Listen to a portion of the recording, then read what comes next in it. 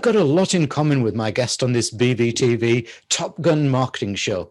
We've both been involved in marketing in sport, both been involved in leisure marketing, and both been involved in radio marketing. Mind, him much more successful than me. My guest works with business owners and their teams to improve marketing results, improve marketing automation, and launch campaigns that bring in those new customers. Please meet Howard Wolpoff. Hello, Howard. Good morning, or for me, good afternoon for you. Very nice to Yes. meet you. There's the difference. You're in Florida, Jacksonville, Florida. I'm in the northeast of England. You're just starting your day. I'm nearly getting ready for happy hour.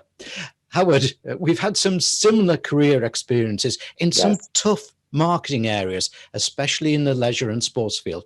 What did those years teach you about marketing in its raw state? Well, I really had a great experience working in minor league baseball, which is really, some of it is grassroots marketing. And we were also fortunate that we were in a major city with a major history. We launched a minor league team in Brooklyn, New York. So they did not have baseball, and specifically in Brooklyn, since the Dodgers left and moved to Los Angeles. So that had such a story for us and a connection with the New York Mets organization that we built on that on a daily basis, but also went into the streets and really went to the businesses there to get involved just by buying tickets and putting an ad in the program. And from that, there are great relationships that were built throughout the ballpark, just friendship-wise, but also what they're able to accomplish in getting business into their businesses. That it was great to see someone who just did an ad the first year, who did lots more over the course of the time with the team, because they saw the results they were getting from it, and it was a really great atmosphere to do it in. It was intense. That I've always felt, because you can't sell yesterday's tickets, can you? You can't sell yesterday's tickets, but you always create a new experience. The freedom of being able to do something silly at the ballpark, or something that's in the newspaper today, we get word out and it's an event tomorrow. It really was very hands-on approach to marketing and really entertaining people and being that conduit between business to consumer. Yeah. I loved the entertainment bit, yes. Especially when we were doing ice hockey and you would get a police radar gun to measure how fast the puck was going. Look, you especially helped small and medium-sized businesses drive leads and increase revenue. How easy or not is it to deliver that promise in today's challenging economic climate? Nothing is easy. There's definitely a lot of work and effort that goes along with it, and challenging is a really great description. But there are ways that, let's put it this way, a lot of the small businesses that I work with do not have a lot of the structured marketing implemented into their business. So going in and even starting with basic concepts to put into implementation starts to get the ball rolling. And once I meet with them, I find out really what their pain points are and what they are doing well and what they're not doing at all, and everything in between. And that kind of makes the roadmap of what's needed to interact with both customer and prospect and future prospects, but really drive those leads and sales that they're looking for. Yeah. So tell me about the concept behind your 45-minute business breakthrough. Is that a title gimmick, or can you achieve real breakthrough in just 45 minutes? I can see how that could be really attractive to the busy small business. I think there's ways to establish breakthroughs in even shorter amount of times, but a lot of it really is eye-opening information to the prospective business owner. So when I sit with them, I say, schedule 45 minutes of time with me, and I can discuss ways to increase lead sales and revenues. So when we're going through this, I'm showing them, I pretty much come in with 8 strategies that I can immediately implement to any business. Some may work better than others, and some may not be specific for each business, but it gives me a large toolbox to find the right tool. I'm going through 4 of them. I'm giving them away to the prospect, but I'm showing them how it can be implemented into their business and asking them for their feedback of how they see this working for them if implemented. A lot of it has to do with addressing websites. There's many companies that built a website 5 years ago and think they don't ever have to build a website anymore. There's some that actually built it 10 years ago and so using the same websites that don't work well on anyone's mobile phone. There's ways to make it a salesperson as opposed to just a brochure, and those start the conversations about what's within their business that they can look at their offerings and how to make them better operationally for them to generate more revenue. Brilliant, brilliant. Look, I'm in marketing, you're in marketing. Around the world, millions of us are in marketing. What makes you different? Why should a business owner say, Howard, you're hired? Where's your winning slam dunk, as you say in America? I think it has come with the kind of experiences I've had. I've really touched on many different aspects of marketing. I've worked and ran accounts for 2 different agencies. I've worked in radio, national and local, really creating those campaigns that speak to, it's really creating the message, speaking to the audience and getting the audience to respond. And that's worked with the mom and pop businesses and the large big box businesses that I've worked with also. Doing events like in sports. But really I'm hands-on. A lot of people who are coaches will share information and then have the client come back with their results. I'm working hand in hand with the client. We both have homework every time we sit down and meet. And that's because I'm coming in not just as a coaching end, I also come in with hitting hard with marketing strategy and helping to implement that strategy. So Yeah. You're coming with a teammate as opposed to just a coach in the process. I like that. I really like that. Getting your jacket off and getting stuck in with them. Look, every business owner wants profitable growth, but the smaller the business, the less they want to spend or the less budget they have. I read you can help such businesses find hidden revenue without spending a penny more on marketing. How do you do that? It is, you're really looking at their offerings. A lot of businesses have set up a menu of what they have to offer and they sell it. They don't spend a lot of time analyzing what they have and how they can better utilize it. There's concepts of bundling packages together as opposed to trying to encourage people to come in for a discount. Discounts are profit margin killers. If you discount 10%, you might kill your profit margin by 50%.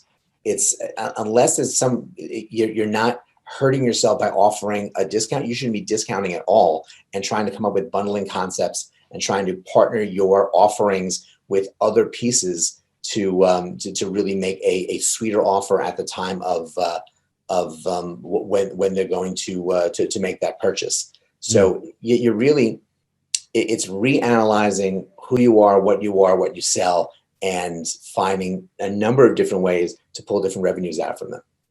Great. It's actually making the business owner think as well, isn't it, rather than just do. Yeah.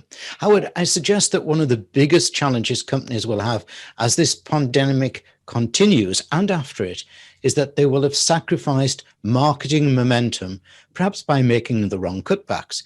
How can such businesses get back up to momentum quickly and in a sustainable, continuing way? Do they perhaps need to change marketing methods? I think there's a lot of businesses that made mistakes early on in the pandemic, and it's understandable. It was not a good time for businesses. It's still not a good time for businesses. I know in the United States, the businesses really have not gotten the federal support that they've needed to survive, and 1 out of 6 that's closed. They've shut their doors. But the key to it is communication. Your customers are still out there. They may not be leaving their houses. They may not be comfortable going into your location without a mask. They may be much more comfortable doing something on a screen. So the 2 words, I'm going back now, you think about how long ago things started in February, March, but March, April, May, pivot and communication were the 2 words. You had to pivot somewhat to make sure that you're coming closer to your customers so they don't have to go all the way to come to you, but also communicate with them. There's a lot of businesses that do not communicate with their customers whatsoever. They have their email addresses and don't send them anything. And they have phone numbers and text the numbers you can text to and don't communicate with them at all. And that's going back before COVID. That was a problem for business and business growth.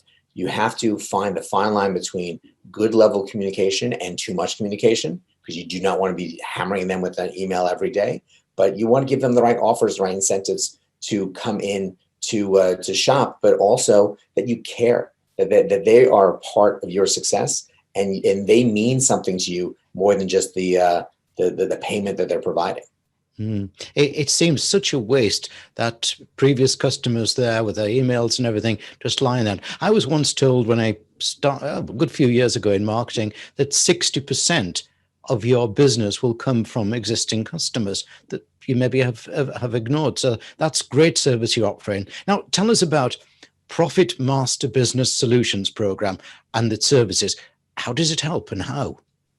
Well, I work with businesses individually to focus on their pain points and to get them from point A to point B to point C. Everyone has a dream of what they wanted their business to be when they started. There's people started a business because they had such a passion for whatever that was, and I'm going to go out and do it. There's other people who start a business because they had a passion and enjoyment for what they do. They're working for someone they really dislike and figured I can do it better, and they go out themselves and do it. But a lot of them don't really have that full training of how to run a business, and they get started, and everything is based on the first sales that they made as the structural pieces of their business. So I'm coming in to address the pain points and on the operational side of being a business owner and running multiple departments and wearing multiple hats at the same time if you're the solopreneur or you only have a few employees, but also addressing these marketing issues that they don't really have the staffs or the knowledge of, and really it's a very approachable setting, the way we sit and talk about these pieces. But also there's a focus on I can be a taskmaster as well to make sure that they are getting the job done, because that's the goal. That I'm not there to give advice if it's not being provided, it's not being responded to. It's to get results in your business, is to grow revenues, is to get more sales. So I have to push, and that's why the relationship is there, because sometimes these business owners need a push. But it's all the goal of building their business, which then overall is helping the local and national economy. Yeah, I love that commitment to customer. It's brilliant. Well done. Howard, I'd like to give all my guests 3 wishes. If I was to ask you to give you your 3 wishes for what businesses should be doing now to ensure a profitable future for their businesses, what would those 3 wishes be? It's a good question. I gave some thought to it, and they may not be the most intricate answers, but I think they really are relevant answers. Happy understanding customers, because on the other side, the customers have to understand the struggles you're going through as well. You can give, but you hope that they are seeing that and appreciative as well, and that will help the relationships build and develop during this time. Number 2 is good health for the business owner, for the staffs, for the people coming in, that everyone is taking the right precautions to make sure that good health remains. And really the understanding that it's okay to ask for help.